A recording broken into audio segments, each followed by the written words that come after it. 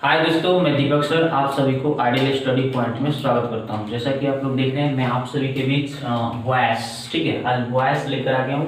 English का सबसे महत्वपूर्ण टॉपिक है।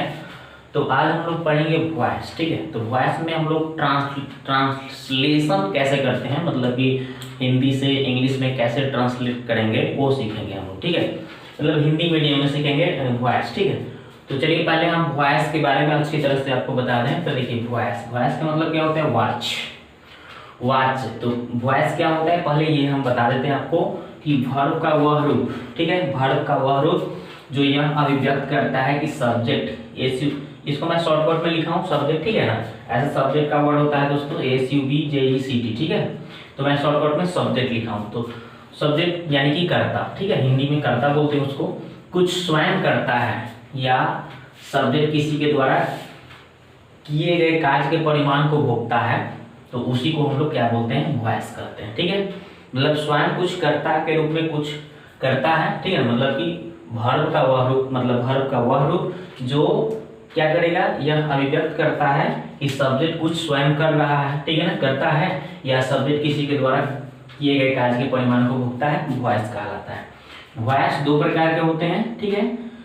Voice active voice, passive voice, ठीक है। मतलब कि कर्तरीवाच, कर्मवाच, ठीक है। वॉइस का हिंदी होता है वाच, ठीक है। अब देखिए हम लोग एक्टिव वॉइस क्या होता है ये जानेंगे।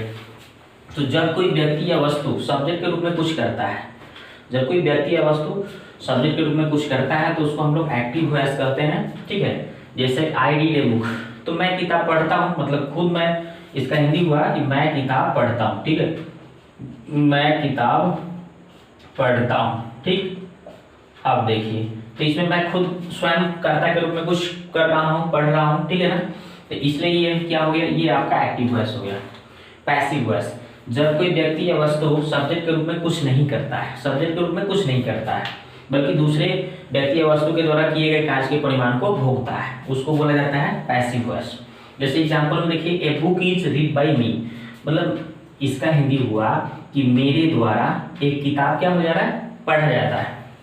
मेरे द्वारा एक किताब पढ़ा जाता है, मेरे द्वारा एक किताब क्या हो रहा है, मेरे द्वारा किताब पढ़ा जाता है। इसका हिंदी में किताब पढ़ा जाता है, इसका हिंदी ये हुआ, मेरे द्वारा किताब पढ़ा जाता है। तो a book is read by me, तो देखिए इसमें क्या बताया गया है कि सब्जेक्ट के रूप में कुछ नहीं कर रहा है, कोई भी व्यक्ति या वस्तु सब्जेक्ट के रूप में कुछ नहीं कर रहा है। देखिए यानी कि किताब जो है, किताब पढ़ा जाता है किसके द्वारा, मेरे द्वारा, किसी के द्वारा कोई काम किया जा रहा है, देख रहे हैं ना, बल्कि दूसरे व्यक्ति या किसी वस्तु के द्वारा कोई कार्य के परिमाण को अगर कोई भोगता है सब्जेक्ट, ठीक है ना, यानी स्वयं कुछ नहीं करेगा, डूअर के रूप में कुछ नहीं किया जाएगा, किसी के द्वारा कोई काम किया जाएगा, तो उसको हम लोग बोलेंगे पैसिव वॉइस, ठीक है।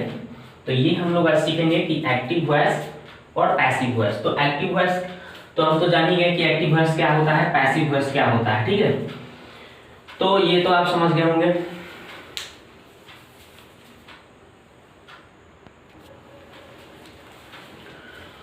तो अब देखिए दोस्तों, इसको हम लोग कैसे ट्रांसलेट करेंगे। देखिए तो ये हमने ले लिया प्रेजेंट इंडेफिनिट टेंस, ठीक है। प्रेजेंट इंडेफिनिट टेंस ये वॉइस का मैंने ये, इसमें देखो 8 रूल है, ठीक है, जो अच्छी तरह से आप सीख जाते हैं तो आपको इस तरह से जो ट्रांसलेशन आएंगे, ठीक है ना, हिंदी से उसको इंग्लिश में कैसे ट्रांसलेट करना है वो आप सीख जाएंगे अच्छी तरह से। इसका बहुत यूज है, ठीक है। जैसे उसे पढ़ाया जाता है, देखिए लास्ट में जाता है जाती ही आएगा, ठीक है ना, पहला टेंस है, प्रेजेंट इंडेफिनिट है, तो समझ जाइएगा कि क्या है, ये पहला टेंस है, इसमें इज एम आर लगाकर V3 लगाकर ऑब्जेक्ट लगाना है पहले सब्जेक्ट को लिख करके, ठीक है।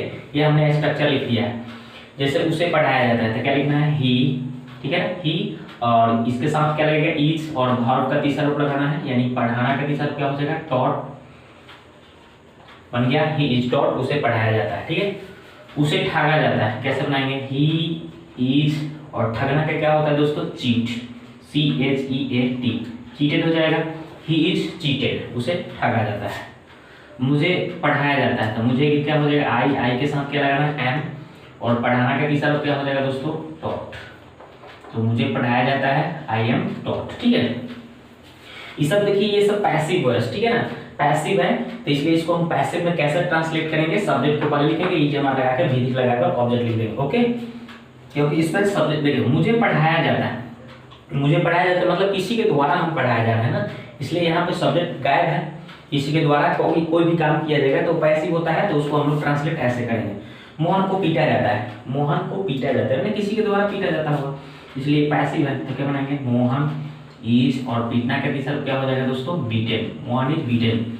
पुस्तक लिखी जाती है, द बुक लिखी जाती है, इज, और लिखना का तीसरा क्या हो जाएगा दोस्तों, written, the book is written, चाहे ए बुक इज रिटेन, ठीक है। मिठाइयाँ बांटी जाती है, तो स्वीट्स,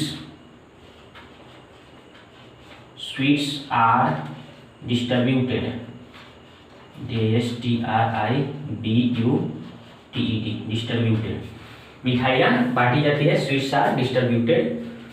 पुस्तकें छापी जाती है, बुक्स, ठीक है, पुस्तकें छापी जाती है, तो बुक्स आर, और छापना क्या होता है दोस्तों, प्रिंट, तो क्या हो जाएगा, प्रिंटेड।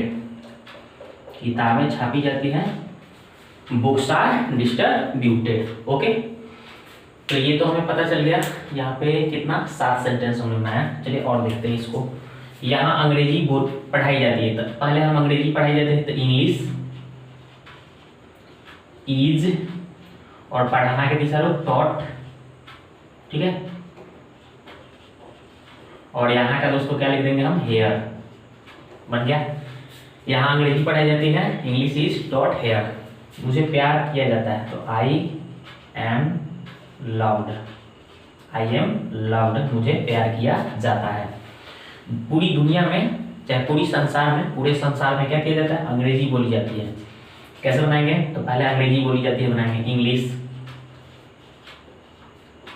इंग्लिश इज स्पोकन, अंग्रेजी बोली जाती है, इंग्लिश इज स्पोकन इन पूरी दुनिया। तो देखिए इन हो गया मतलब में हो गया, पूरी यानी होल, चाहे ऑल, ऑल मतलब पूरी हो जाएगा, द वर्ल्ड, यानी English is spoken all over the world, है ना। इन मतलब में होता है, इन पूरी दुनिया में बोली जाती है, English is spoken all over the world, ठीक है। अंग्रेजी पूरी दुनिया में बोली जाती है, तो English is spoken in all over the world, ठीक है, इस तरह से। ऑल मतलब पूरी होता है, चाहे सभी, चाहे होल भी लिख सकते हैं, ठीक है, इस तरह से। तो ये हमने ट्रांसलेट कर लिया आसानी से कि कैसे हम लोग ट्रांसलेट करेंगे। अगर मान लीजिए इसमें नेगेटिव की अर्थ निकलेगा तो कैसे ट्रांसलेट करेंगे, मान लीजिए इसमें नहीं का अर्थ आ जाए तो